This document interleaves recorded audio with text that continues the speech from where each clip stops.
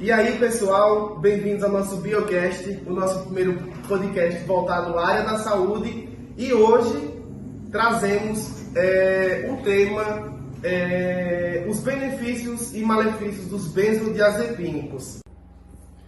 E hoje trouxemos 3 convidados especiais. Ela, doutora Raíssa Ribeiro, ela que é neurologista, a sua paciente Milena Palmeira, que se dispôs a estar aqui. E também de forma virtual, que infelizmente não pôde comparecer aqui presencialmente hoje, mas vai vir de forma virtual, ela que é psiquiatra, doutora Alexia Damasceno. Vamos lá. Para dar início aqui, doutora Raíssa, fale um pouquinho para a gente o que são os benzodiazepínicos. Olá pessoal, gostaria de agradecer o convite para estar participando desse primeiro podcast da saúde, que é uma área que eu gosto de falar sempre, né? E agora respondendo a pergunta do Clériston, que são os benzodiazepínicos.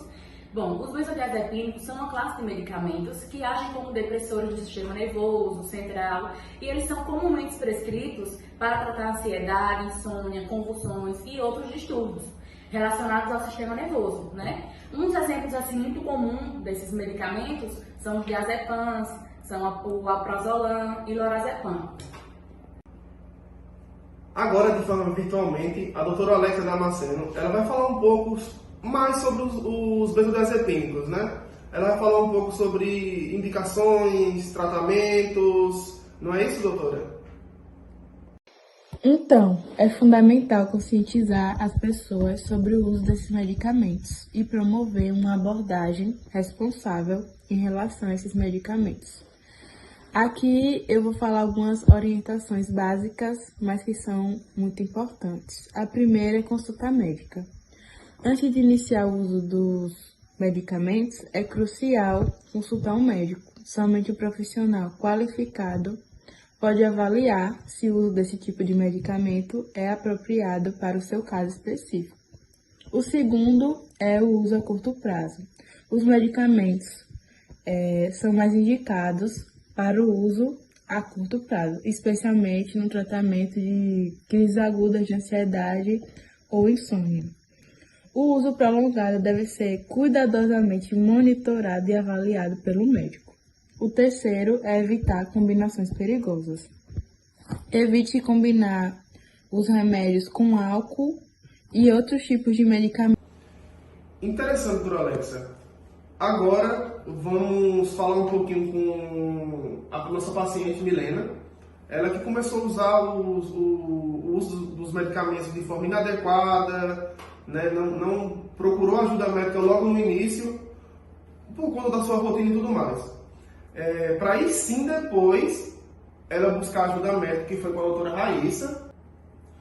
Bom, Milena, conte pra gente um pouquinho da sua experiência pra gente usar de exemplo, de certa forma, com o pessoal de casa. Bom, no início, né, a minha rotina era bastante cansativa, né, com longas horas de trabalho e pouco tempo de descanso. E nisso eu tive ansiedade e insônia, né? Isso, eu tive dificuldade de dormir e isso me atrapalhou muito. E com isso eu me automediquei, sem prescrição médica, na verdade, né? E isso, na minha primeira experiência, eu senti um alívio. Foi bem reveladora, né? Senti um alívio imediato, né, da ansiedade. E finalmente, né, consegui promover o sono e tive uma noite de sono tranquila. Mas fiquei bem dependente, né? Isso meio que me atrapalhou muito. Complicou complicou. A parar de usar de certa forma, né? Sim, compreendo. Agora, mais uma vez, vamos chamar a doutora Alexia para ela falar um pouco, né, sobre os benefícios imediatos do alprazolam, que foi a medicação que você utilizou. Sim. Então, doutora, fale um pouquinho disso para a gente. A conscientização sobre dependência é importante e estar ciente do potencial de dependência associado a esses medicamentos. O uso prolongado ou em doses elevadas pode levar a uma dependência física e psicológica. E a redução gradual, se for necessário interromper o uso dos medicamentos, isso deve ser sob orientação médica e de forma gradual, para evitar sintomas de abstinência. O monitoramento dos efeitos colaterais. Tem que estar atento aos possíveis efeitos colaterais, como sonolência excessiva, comprometimento da coordenação motora, confusão mental, alterações de humor e comunicar imediatamente ao médico se notar qualquer sintoma preocupante. Ao promover a conscientização sobre esses pontos, podemos ajudar as pessoas a utilizar os medicamentos com segurança e responsabilidade. Eu agradeço o convite ao pessoal do Biocast. Foi um prazer. A gente quer agradecer a sua participação, doutora Alexia. Bom, agora com a doutora Raíssa. Falei pra gente um pouquinho, né, dos riscos da dependência e possíveis efeitos colaterais a longo prazo. Bom, gente, o uso contínuo, né, pode levar à tolerância, o que significa que doses mais altas são necessárias para obter os mesmos efeitos. Mas, além disso, a interrupção abrupta do mesmo, ele pode resultar em vários sintomas, como eu já falei, a abstinência, né, que vai causar ansiedade novamente, são tremores e até convulsões em casos mais graves.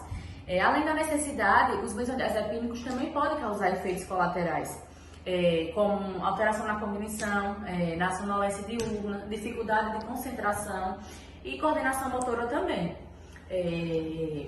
Prejudicado também, vai afetar todos os sistemas cognitivos, né? Sim. Eles também podem aumentar o risco de quedas e lesões em idosos, em pessoas mais idosas, né? Eles também têm esse risco.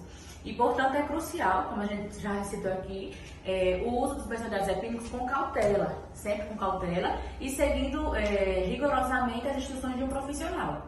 Sim, sim. É extremamente normal o uso de medicação, como é o caso da Milena aqui, que também atinge idosos, até adolescentes hoje em dia. Em muitos né? casos, eles mesmos se automedicam, né? Sem fazer acompanhamento médico. A grande maioria dos casos, eu mesmo conheço várias pessoas que começou o uso dos medicamentos sem ajuda médica, né? Sem ajuda médica. Esse é muito comum hoje em dia. Então, eu acho que é de extrema importância estar falando sobre isso aqui hoje, porque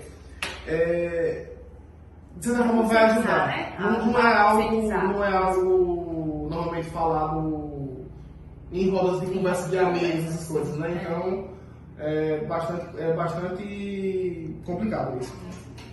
Bom, doutora Raíssa, agora fale um pouco pra gente sobre a retirada do uso da medicação, como isso é prejudicial. Pronto, a descontinuação, né, do uso do medicamento, né? Isso. Pronto, a descontinuação dos benzodiazepínicos, né, eles podem ser muito desafiadora devido aos sintomas de abstinência que podem ocorrer. São esses sintomas de abstinência, como a dependência física e psicológica, são dificuldades emocionais, o efeito rebote e também a necessidade de suporte médico, porque você fica nessa dependência, né? E esse efeito rebote é justamente isso. Essa questão, tipo assim, como você tem a dependência, quando você retira o uso do medicamento, assim, drástica, né? Porque o certo é retirar, reduzindo a quantidade da medicação. Aos poucos até o desmame, isso. E aí o uso, a descontinuação dele, assim, por vez, ele pode trazer todos os efeitos que você sentia antes. O tratamento que você fez vai por água abaixo. Você vai voltar todos os sintomas que você sentia. Isso. Porque, tipo, normalmente o pessoal imagina que logo após o tratamento, você vai tomar a medicação, um exemplo, durante um mês, logo após isso você vai retirar de forma total. Isso. Não é assim. É de uma forma... Por isso a necessidade do suporte médico, né? Isso, que é uma forma de ir de retirando né? aos poucos, né? E da forma que um médico prescreve, é isso? Com certeza. Interessante, doutora. Agora, assim, para a gente ficar ciente, normalmente eles são prescritos em quais condições? Bom, os benzodiazepínicos são frequentemente prescritos para tratar várias condições, né? Algumas delas incluindo a ansiedade e transtornos de ansiedade, como eu citei antes, insônia e outros distúrbios do sono, convulsões e distúrbios convulsivos, transtorno de estresse pós-traumático, espasmos musculares e rigidez, e a síndrome da abstinência alcoólica também ele é prescrito. Sim. Agora, esses medicamentos, a gente sabe que eles normalmente são muito utilizados pelo povo brasileiro. Agora, para a gente passar um pouco isso para o pessoal de casa, como ele atua no nosso sistema nervoso central, assim, porque nós sabemos que eles são uns grandes depressores. Sim. Isso, a gente queria entender e compreender um pouco como isso acontece no nosso sistema. A atuação, no caso dele, no sistema nervoso, né? Assim? Isso. Pronto, os benzodiazepínicos, eles atuam no sistema nervoso central, onde ele aumenta a atividade neurotransmissora, que é o GABA, né? Que é o conhecido como GABA, que é o ácido gama aminobutírico. E o GABA é um neurotransmissor inibitório que reduz a atividade nervosa, levando os efeitos como relaxamento muscular, sedações e redução da ansiedade também. Os benzodiazepínicos potencializam os efeitos do GABA, que foi o que eu falei, e que resultam assim em uma diminuição da atividade neural e, consequentemente, nos efeitos terapêuticos desejados, né, que o paciente deseja receber. Isso. Fica de forma mais calma, Isso. vamos dizer assim, né? A depender da função que ele vai usar o benzodiazepínico, né? Porque como tem a abstinência alcoólica, entre outros, aí depende do caso certo que ele queira usar, né? Sim. Então, Milena vai compartilhar um pouco pra gente, né, as suas preocupações, né, com os efeitos colaterais e também o medo, né, da dependência que a medicação causa. As reações, né, as diferenças que eu tive do medicamento me prejudicaram muito. Né, e com esse medo da dependência, eu consultei com a doutora Raíssa Ribeiro para me ajudar e também prescrever, né, a medicação com a profissional mesmo, para, né, me ajudar a não ter os riscos, né, e ser mais cuidadosa. E fazer a retirada de isso. forma ideal, não é isso? Ideal. Porque como você foi um caso que começou a usar de forma inadequada, então para retirar de forma inadequada também eu acho que não é uma boa ideia, não é isso? Uma boa ideia. Por isso é a grande importância, pessoal, do conhecimento, né, do uso da medicação antes de tomar. Não tomar porque fulano ou ciclano mandou e que funcionou com eles, que vai funcionar com você. Entendeu? Há benefícios, claro, mas também há grandes problemas, né, como a dependência mesmo é muito, muito grande. Então vamos fazer o uso de forma ideal. Muito obrigado, Milena, pelo compartilhamento da sua experiência aqui com a gente, porque assim, com esses relatos, é que levamos as informações, né, para o pessoal lá de casa que estão aqui nos assistindo, para cada vez mais ter a queda, né, de casos como esse. Bom, e para finalizar aqui o nosso bate-papo, né, com a doutora Raíssa, conte para a gente, doutora Raíssa, alguns conselhos para o pessoal que está a iniciar o uso dos benzodiazepínicos ou já estão mesmo em tratamento. Fale para a gente um pouco sobre isso. Bom, alguns conselhos gerais, né, que eu sempre indico é o quê? Seguir as instruções do profissional, nunca por conta própria, e nunca alterar a dosagem também, que é o que eu falo. Se o profissional passou uma certa dosagem, você continuar nessa dosagem, nunca querer aumentar a dose, né? Não é com o aumento que vai vir a melhora, né? Isso. E estar ciente dos possíveis efeitos colaterais, né, que o seu médico vai passar para você também. Quando for fazer o início, o seu médico vai alertar dos efeitos colaterais também, porque como tudo tem seus benefícios, também tem as partes dos malefícios, né? Sim. Evitar o consumo de álcool enquanto estiver tomando o tratamento, né? Pois isso pode acarretar os efeitos colaterais, né? E o risco de muitas complicações também. Não misturar benzodiazepínicos com outros medicamentos sem a orientação médica também. Estar ciente também do potencial e da dependência da tolerância, né, que esses riscos têm. E considerar outras formas de tratamento, além dos benzodiazepínicos, a terapia cognitivo-comportamental, e exercícios de relaxamento e mudanças no estilo de vida, né? Que eu sempre falo, que muda o estilo de vida por completo. E manter um diálogo aberto sempre com o seu profissional, o seu médico, o seu progresso e quaisquer preocupações que surgir, você também alertar seu médico. Olha, eu reagi assim, entendeu? Dessa forma, tal, porque a gente pode ver se tira por completo, ou muda a medicação, altera a dosagem. E isso é bom, esse diálogo entre o paciente e o médico, entendeu? Sim, Então compreendo. são alguns conselhos que a gente dá para o pessoal. Bom, pessoal, a gente encerra por aqui o nosso primeiro podcast, né, o Biocast. Queria agradecer novamente, mais uma vez, a doutora Raíssa, né, por estar aqui participando, a Milena, a doutora Alexa também, né, que participou conosco aqui de forma virtual. Então, é isso. Eu que agradeço pelo convite, pela participação, estar aqui compartilhando alguns conselhos, algumas experiências, alertando o pessoal de casa, né? Eu também agradeço pelo convite e que o meu relato possa ajudar as outras pessoas. Lembrando, né, aos ouvintes, né, do Biocast, para estar se inscrevendo no canal, seguindo nas redes sociais, que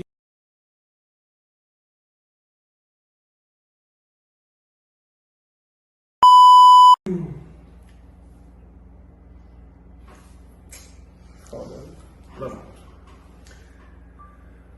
E aí, pessoal?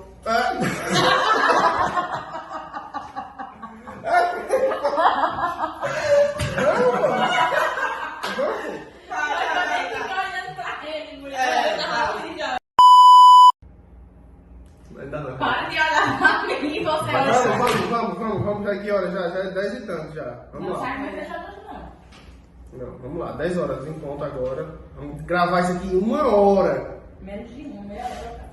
Ainda não é mesmo. Uma coisa importante. Olá a todos, né? Melhor pra falar assim, bom dia. E aí, pessoal, tipo, eu não vou mostrar como a pessoa é, não? Tipo, só jeito mesmo. É foda, pô, se eu vou ser cancelado. Não, mas fica mais assim, aí, pessoal. Eu acho que é mais. Não, eu não tenho pra não problema não, eu falo mais alto. Vai. Tá gravando já o áudio, só falando já pra falar. Sim, aí. Lembrando, quando for de uma fala de um para outro, dá uma pausazinha pra pessoa, né? Ninguém aqui é profissional. Aí no caso eu. Agora fazer essas saudações aqui. A gente eu começo assim, tipo assim, né? É uma coisa que ele faz, né? Mesmo nosso aqui. Ah, sim, você quer cuidar. Então, ver agora a diferença. Vai falar bom dia, boa tarde, boa noite. Não, nada. Nada. Ah, tá. Porque Olá, estamos aqui na Biocast. Pode ir? A gente que agradece a sua participação, doutora Alexa. Muito obrigado mais uma vez. Bom.